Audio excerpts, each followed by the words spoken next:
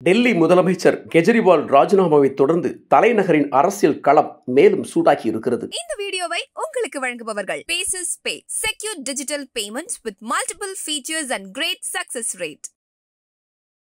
அதே நேரம் கெஜ்ரிவாலை சமாளிப்பதற்கான வியூகங்களை வகுப்பதில் பாஜகவும் நெருக்கடிக்கு ஆளாகி இருக்கிறது. ஊழல் ஒழிப்பு இயக்கம் மூலம் நாடே திரும்பி பார்க்கும் வகையில் கட்சி தொடங்கிய ஒரே ஆண்டில் ஆட்சியை பிடித்து ஒரு ஜனநாயக புரட்சியை ஏற்படுத்தியவர்தான் ஆம் ஆத்மி கட்சியின் அரவிந்த் கெஜ்ரிவால். அவர் பாரம்பரியமிக்க ஒரு அரசியல் குடும்பத்தின் வாரிசு கிடையாது. லட்சோப லட்சம் மக்களுக்கு அறிமுகமான சினிமா பிரபலமும் இல்லை. ஆனால் பொதுமக்களில் ஒருவராக இருந்து இந்த வியக்கத்தக்க சாதனையை அவர் படைத்தார். கடந்த 2012ஆம் ஆண்டு கட்சி தொடங்கி 2013இல் ஆட்சியை பிடித்த போதிலும் டெல்லி சட்டப்பேரவையில் அவரது அரசால் கொண்டு வரப்பட்ட ஊழல் எதிர்ப்பு சட்டத்திற்கு போதிய ஆதரவு கிடைக்கவில்லை.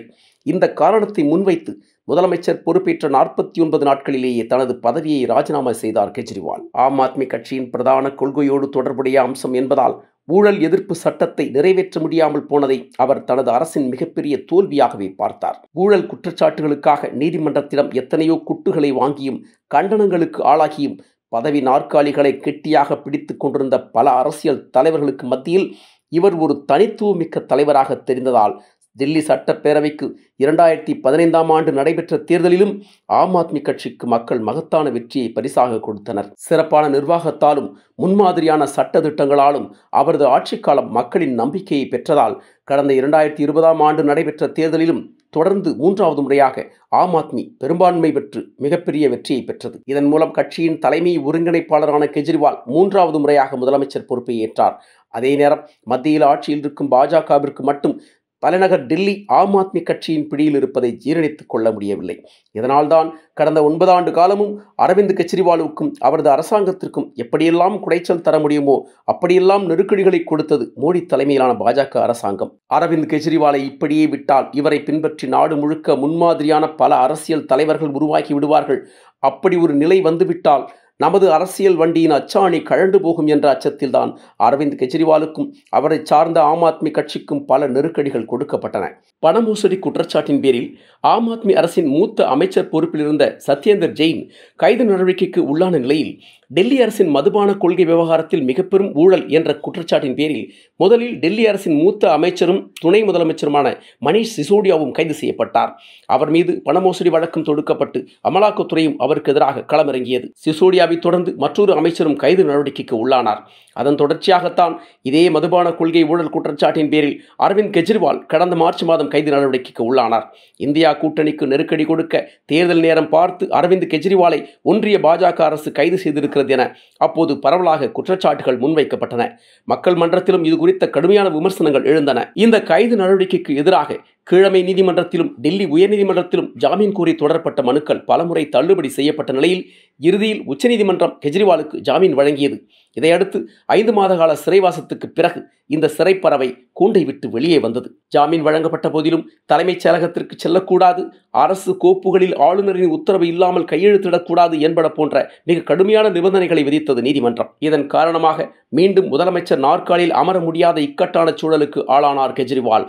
இதன் தொடர்ச்சியாக அதிரடியாக தனது பதவியை ராஜினாமா செய்ததோடு டெல்லி சட்டப்பேரவைக்கு முன்கூட்டியே தேர்தல் நடத்துங்கள் என்ற அறிவிப்பையும் வெளியிட்டு நேருக்கு நேர் சந்திக்கலாம் என்ற பாணியில் ஒன்றிய பாஜக அரசுக்கு மறைமுக எச்சரிக்கையும் விடுத்திருக்கிறார் கெஜ்ரிவால். தான் ஒரு நிரபராதி என்பதை மக்கள் மன்றம் தீர்மானிக்கட்டும். வரும் சட்டமன்ற தேர்தலில் அவர்கள் அளிக்கப் போகும் ஆதரவுதான் தனக்கு உண்மையான தீர்ப்பாக இருக்கும். தான் ஒரு நிரபராதி என்பதை உலகிற்கு அறிவிக்கும். அதன் பிறகே முதலமைச்சர் பதவியில் அமர்வேன் என்றும் அவர் சூளுரைத்திருக்கிறார். கெஜ்ரிவாலின் ராஜினாமாவுக்கு பிறகு வழக்கமான நமது இந்திய அரசியலில் நடப்பது போல் அவரது மனைவியோ மகனோ மகளோ அந்த பதவிக்கு வந்துவிடவில்லை.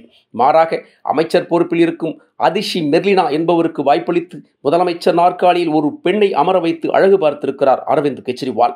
இந்த பொறுப்பை தலைவணங்கி ஏற்றிருக்கும் அதிஷி தங்களது ஆம் ஆத்மி கட்சிக்கும் டெல்லி மக்களுக்கும் இது ஒரு உணர்ச்சிகரமான தருணம், மக்களின் ஆதரவோடு கெஜ்ரிவாலை மீண்டும் முதலமைச்சராக்கி காட்டுவோம் என சூளுரைத்து பாஜக மற்றும் பிற கட்சிகளுக்கு சவால் விடுத்திருக்கிறார். டெல்லி அமைச்சரவையில் கேபினட் அமைச்சர் பொறுப்பில் இருக்கும் அதிஷி மிக உயர்ந்த 14 துறைகளை கவனித்து வருகிறார். மிகச்சிறந்த நிர்வாகத்திறன், வலுவான பேச்சு திறனே அவரை முதல்வர் பதவியில் அமர வைத்திருப்பதாக இருப்பதாகவும் அரசியல் நோக்கர்கள் பலர் கருத்துக்களை தெரிவித்திருக்கிறார்கள். டெல்லி சட்டமன்ற தேர்தலுக்கு இன்னும் 5 மாதங்களே இருப்பதால் தான் கெஜ்ரிவால் தனது பதவியை ராஜினாமா செய்திருப்பதாகவும் இதன் மூலம் மக்கள் மத்தியில் அவர் அனுதாபம் தேடிக்கொள்ள முயல்வதாகவும் இது ஒரு நாடகம் என்றும் பாஜக, காங்கிரஸ் உள்ளிட்ட கட்சிகள் விமர்சனத்தை முன்வைத்திருக்கின்றன.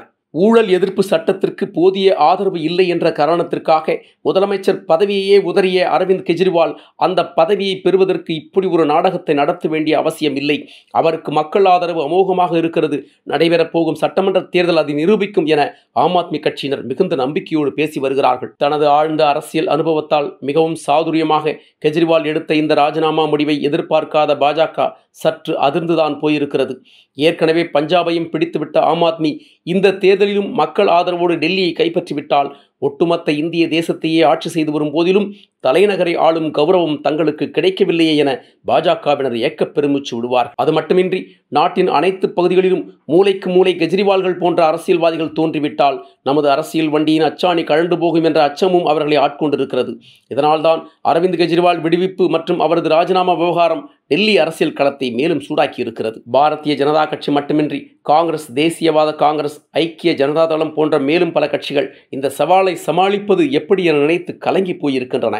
இதனால் ஒரு அரசை கவிழ்ப்பது எப்படி என நன்கு அறிந்து வைத்திருக்கும் ஒன்றிய பாஜக அரசு தனது கௌரவத்தை நிலைநாட்ட ஆம் ஆத்மி அரசை எப்படி சமாளிப்பது, களத்தில் அதனை எப்படி வீழ்த்துவது என்ற யோசனைகளில் மூழ்கி கிடக்கிறது. இந்த வீடியோ உங்களுக்கு பிடிச்சிருந்தா லைக் பண்ணுங்க, ஷேர் பண்ணுங்க, கமெண்ட் பண்ணுங்க. மறக்காம OH தமிழ் சேனலுக்கு சப்ஸ்கிரைப் பண்ணுங்க.